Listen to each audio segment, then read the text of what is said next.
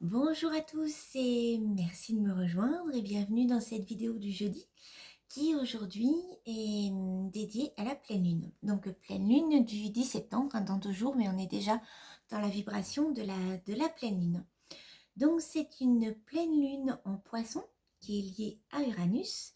On dit aussi que c'est la pleine lune des moissons.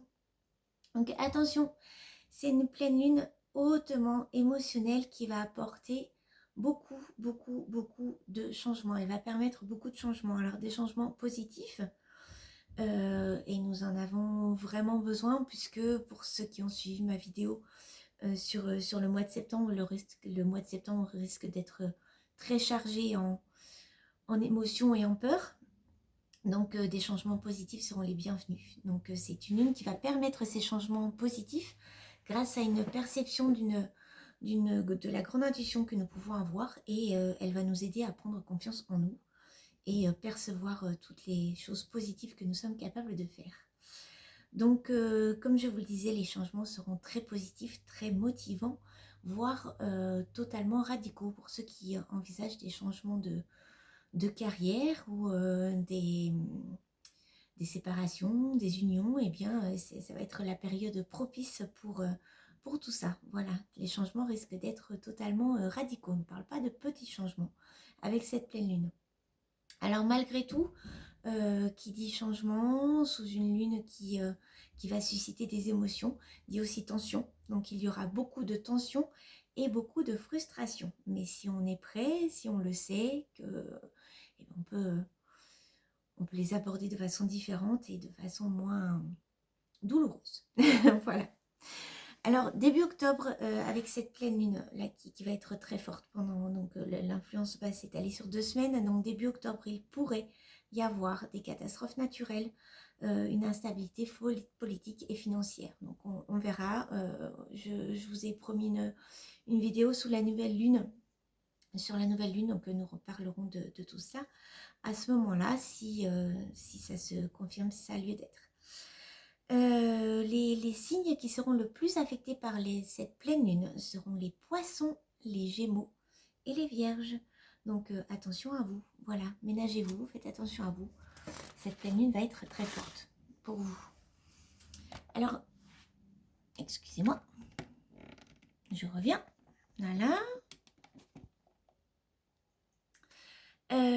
Cette pleine lune, comme pendant toutes les pleines lunes, c'est l'occasion de faire de l'eau de lune et de recharger vos cristaux. Hein. Je pense que c'est très important de le faire. Donc pour faire de l'eau de lune, vous mettez des bouteilles remplies d'eau.